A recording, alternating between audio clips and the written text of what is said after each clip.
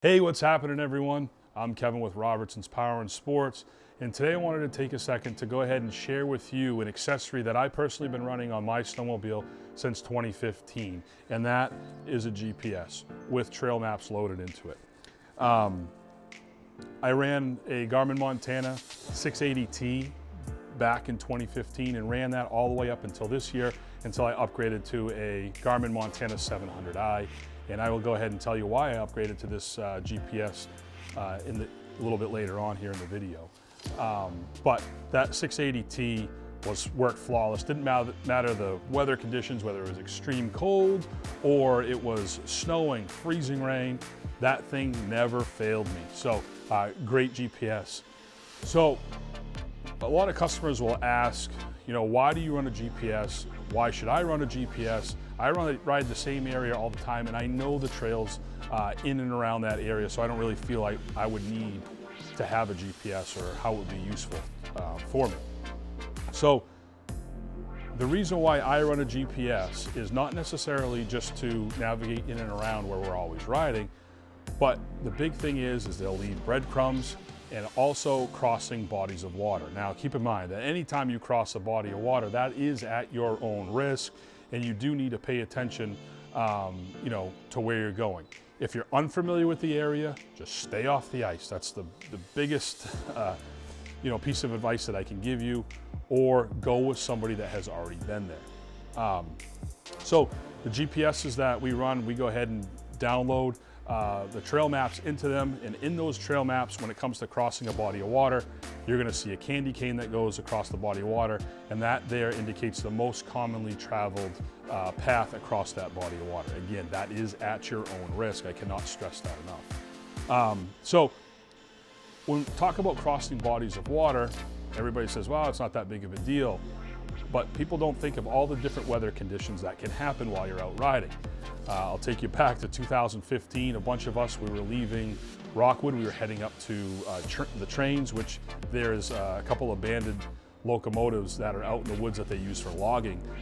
And if any of you that are watching this have been up there, it is very remote, and you do cross a lot of lakes to get there.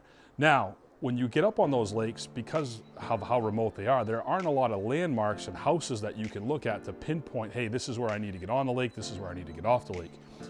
So you go up there and it's just the lake and the trees. So group of us, we get up onto Chamberlain Lake, and we can see a storm coming down the lake.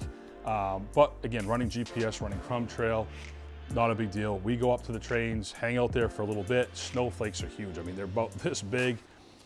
Get back onto the lake, it starts snowing even harder, and the wind is blowing. Now we can't even see the tracks that we left coming up the lake in the snow, because between the amount of snow that we had and the wind, they're all gone. Can't see anything.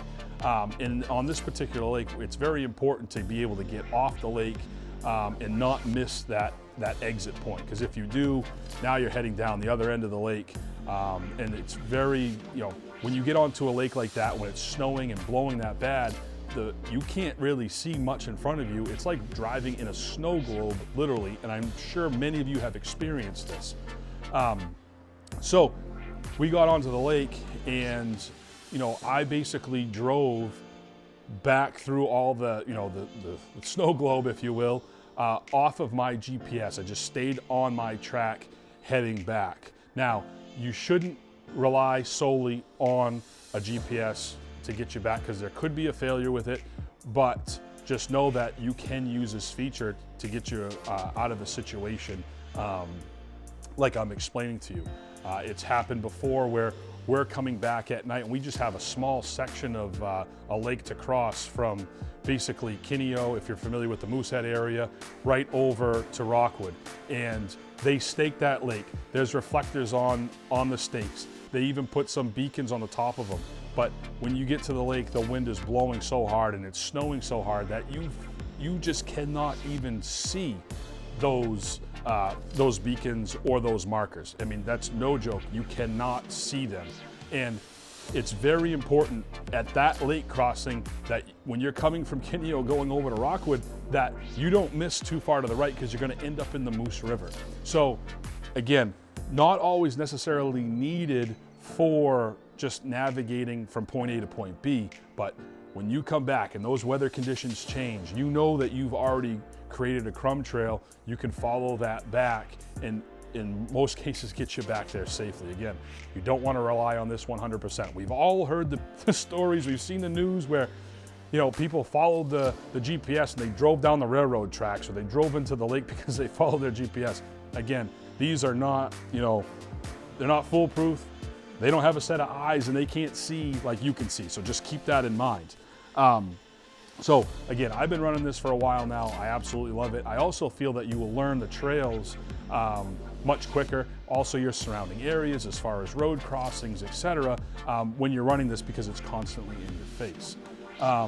The other, kind of going back a little bit here, we talked about upgrading to the 700i this year by Garmin.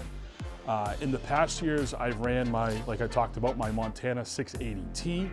And I also, in the last probably 3 years, I started running what they call a Garmin Inreach. And for you that aren't familiar with a Garmin Inreach, this here is a device that you can wear on you or you can put on your machine that is going to track you, and it has capabilities to communicate via text, and it's all done via satellite. So you do not need to have cell phone reception to use this device.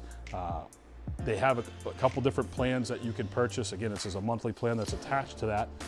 And you can share your trip with people back home. So when you're starting your trip, you basically share your trip with them, and then it's going to plot, you know, it's going to ping your location depending on the settings that you have. I usually have mine ping my location every 10 minutes. It's going to show up on the map so people back home can see where you are and they can track you.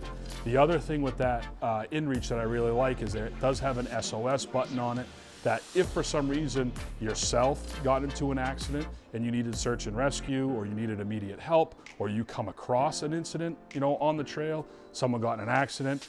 Where we ride, it is very, very remote. And what happens is, a lot of people don't think about is, one, if something does happen, are you going to have cell phone service? And two, if you do have cell phone service, you know, how long is it going to take for help to get to you? Okay, so all things that you need to think about, especially if you're going to be riding alone.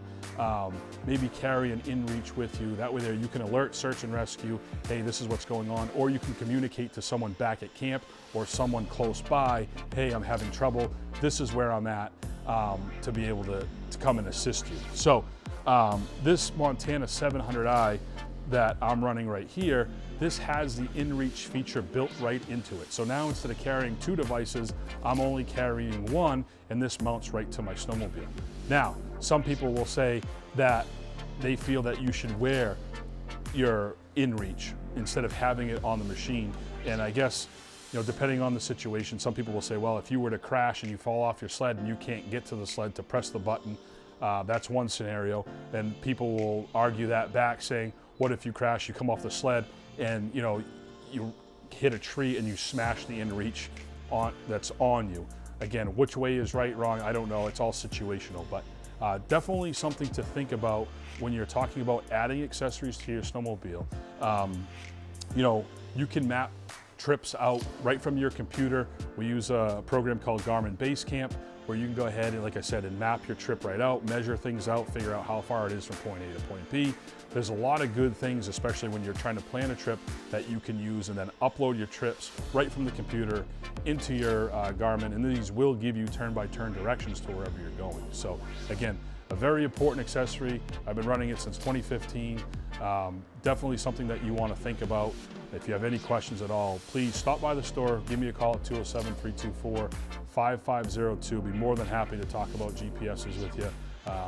Again, I think they're getting more and more popular over the years, so definitely something you consider.